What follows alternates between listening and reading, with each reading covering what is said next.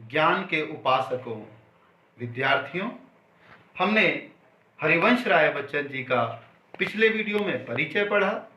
उनके द्वारा लिखित दो कविताएं, आत्मपरिचय और दिन जल्दी जल्दी ढलता है, इन दोनों कविताओं को हमने देखा और आत्मपरिचय का सार आपने पढ़ा।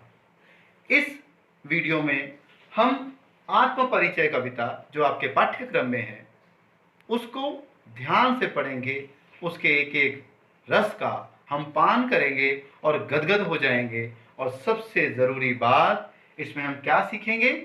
अपना परिचय कवि ने कैसे दिया, क्या हम वैसे हैं? अगर हम वैसे हैं तो ठीक है, नहीं हैं तो हमें वैसा बनना है।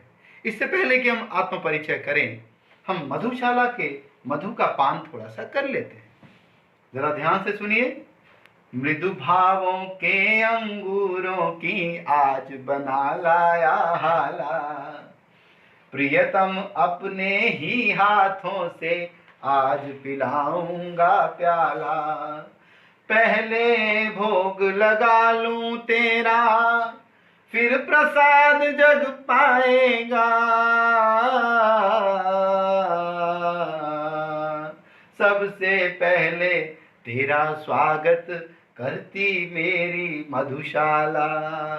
ये है कवि का हालावाद, हाला दर्शन। कवि कहता है कि ये जो मृदु भावों की अंगूरों से मैंने अपने अंदर इतनी कोमलता, इतना स्नेह, प्यार भर रखा है, वो भरा तो था अपनी श्यामा के लिए, और उसी श्यामा को प्यार करते करते पूरी दुनिया से मुझे प्यार हो गया। देखिए आगे चलते हैं, उसमें फिर क्या बता रहे हैं कि इस कविता के साथ साथ हमें ये बता रहे हैं कवि कि मैंने आगे कवि बता रहे हैं कि आत्मपरिचय पढ़ने के साथ साथ आप इसको जीवन में अपनाएं। क्या अपनाएंगे? इस कविता का मूल स्वर पहचाने। कवि अपना परिचय देते हुए, अपना परिचय, कवि का परिचय क्या महत्व रखता है? पर रखता है अगर उसमें अच्छाइयां हैं, उसमें गुण हैं, उसके अंदर खुश रहने की कला है, वो कला हम सीख जाएं तो हमारा कितना बड़ा उपकार होगा। परिचय देते हुए कवि कहते हैं कि वह लगातार दुनिया से अपने द्विधात्मक और द्वंद्वात्मक संबंधों का मर्म ही उद्घाटित यानी खोलता चलता है। कैसे संबंध हैं? एक तो दो प्रकार के संबंध है और द्वंद्व के संबंध हैं। धूप छांव, आंधी तूफान, दो तरह के संबंध हैं। संघर्ष और प्रेम, करुणा और हर्ष। पूरी कविता का सारांश एक पंक्ति में यह बनता है कि दुनिया से मेरा संबंध प्रीति कलह का है, मेरा जीवन विरुद्धों का सामंजस्य है। मेरे जीवन में विरोधों की कमी नहीं है, पर आपस में वो जुड़ करके रहते हैं। एक तरफ धूप रहती है, वहीं छाया भी रहती है। एक तरफ प्रेम रहता है, वहीं संघर्ष भी रहता है। उन्मादों में अवसाद, ये है कविता का मूल स्वर। रोदन में राग, शीतल वाणी में भी आग, इन विरुद्धों का विरोधाभास मूलक सामंजस्य। साधते साधते ही वह कवि बेखुदी में, वह मस्ती में, वह दीवानगी उस कवि के व्यक्तित्व में ऐसे उतर आई है कि दुनिया में हूं, दुनिया का तलबदार नहीं हूं, बाजार से गुजरा हूं, खरीदार नहीं हूं।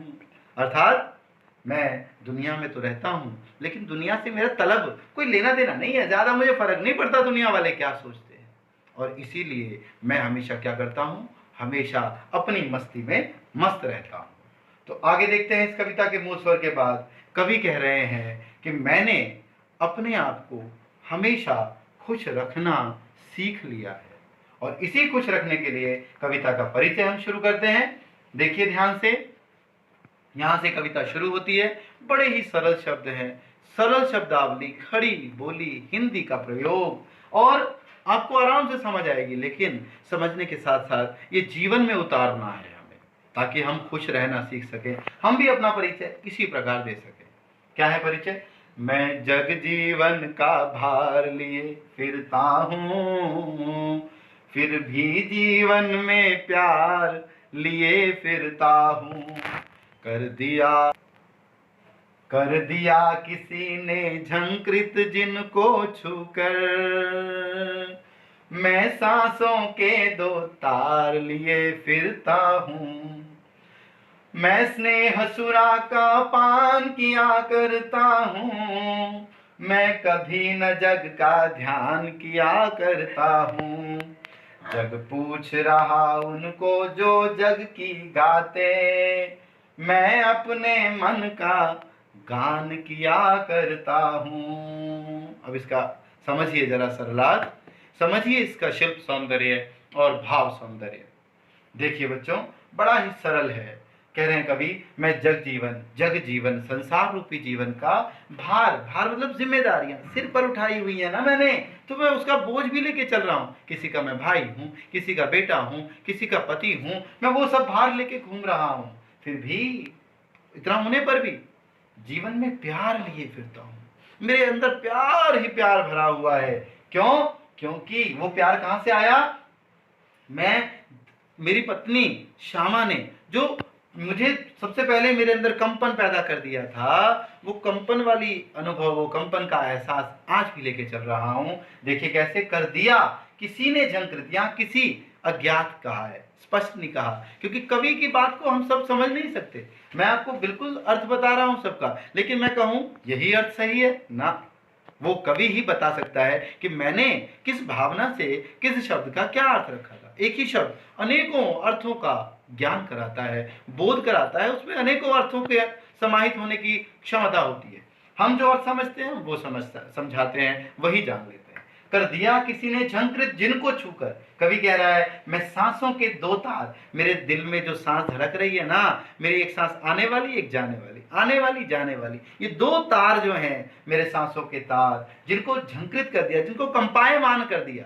जैसे हम कोई वीणा के तार को हिलाए तो वो हिलने लगता है और वहां से एक सुंदर स्वर निकलता है। तो कवि कह रहा है मैं भी ऐसे ही सांसों के दो तार, ऐसे ही अपने सांस लिए आज भी चल रहा हूं, जिसमें मैं उनके कंपन को महसूस करता हूं, जो किसी ने छू लिया था सांसों को। अब सांसों को छूना संभव नहीं है, यहाँ पर सब हम क्या करते हैं, प्रतीकात्मक होता है, अर्थात किसी ने मेरे हृदय में जो जगह बना ली थी वो आज भी वैसे के वैसे उस जगह में विराजमान है। समझ आ रहा है आपको बच्चों? आगे देखो, मैं स्नेह सुरा का पान किया करता हूं, यहाँ रूपक अलंकार था, यहाँ भी वही रूपक अलंकार। मैं स्नेह रूपी सुरा अर्थात शराब, मदिरा, प्याला, मैं प्यार की शराब पीता रहता हूं। अब देखिए प्यार की शराब क्यों कहा, प्यार की शराब कैसी होती है, यहाँ पर कवि की कल्पनाएं हैं। यहाँ रूपक अलंकार की यही छटा है कि वो किसी को भी किसी का रूप दिया जा सकता है। तो मैं स्नेह रूपी शराब का हमेशा पान किया करता हूं, मैं कभी न जग का ध्यान किया करता हूं, मैं संसार की परवाह नहीं करता हूं, संसार मेरे बारे में क्या सोचेगा।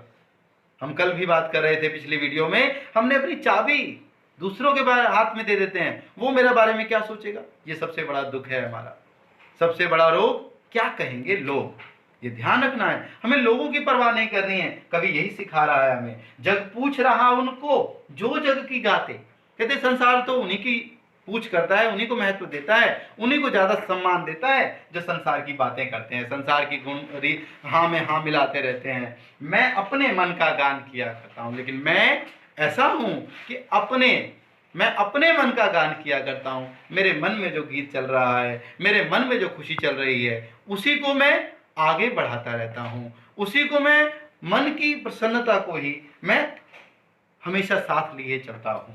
तो देखिए ये दो पद्य और इनके शब्द और उनके अर्थ आप ध्यान से देखें, ये आपको आ गए होंगे समझ। मौज, लहर, ये अगले वाले में आएगा। उन्माद, दीवानापन, प्रत्याशा, आशा विशेष, प्रासाद, महल, झंकृत, ये शब्द आया है आपके उसमें, संगीतमय बना देना।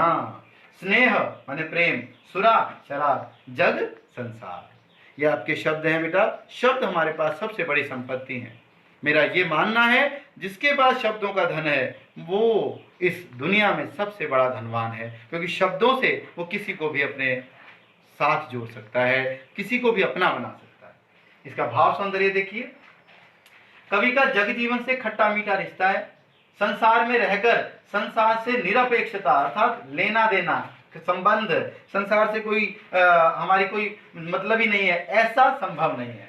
मैं कहूँ मुझे संसार से लेना देना नहीं है, मेरा कोई मतलब नहीं है, निरपेक्षता। तो ये यहाँ पर कह रहे हैं क्योंकि परिवेश में रहकर ही व्यक्ति की पहचान होती है। परिवेश मतलब वातावरण, जैसा मैं हूं वैसा मेरा तभी पता चलेगा जब मैं संसार में रहूंगा। उसकी अस्मिता सुरक्षित रहती है। दुनिया के साथ संघर्षपूर्ण संबंध के चलते ही कवि का जीवन विरोधों के बीच सामंजस्य करते हुए व्यतीत होता है, अर्थात विरोधों में जीना उसको आ जाता है। काव्य सौंदर्य देखिए, जगजीवन का भार, भाषा में सरलता और सहजता है, आपको बताया था, फिर भी जीवन में प्यार लिए फिरता हूं, इसमें संवेदना की गहराई है, देखो कितना बड़ी संवेदना है, सहज कल्पनाशीलता है कवि की, जीवंत बिंब है, सांसों के दो तार, यहाँ पर क्या है, सांसों के दो तार, यहाँ पर दो तार ऐसे जीवंत दिखाई दे रहे हैं, तो यहाँ जीवंत बिंब है, गीति शैली है, स्नेह सुरा में रूपक अलंकार है, जग पूछ रहा उनको जो जग की गाते, मन का गान में मुहावरों का प्रयोग है। देखिए आगे, इसके बाद हम चलते हैं और हम ये शिल्प सौंदर्य और भाव सौंदर्य के बाद बस, धन्यवाद।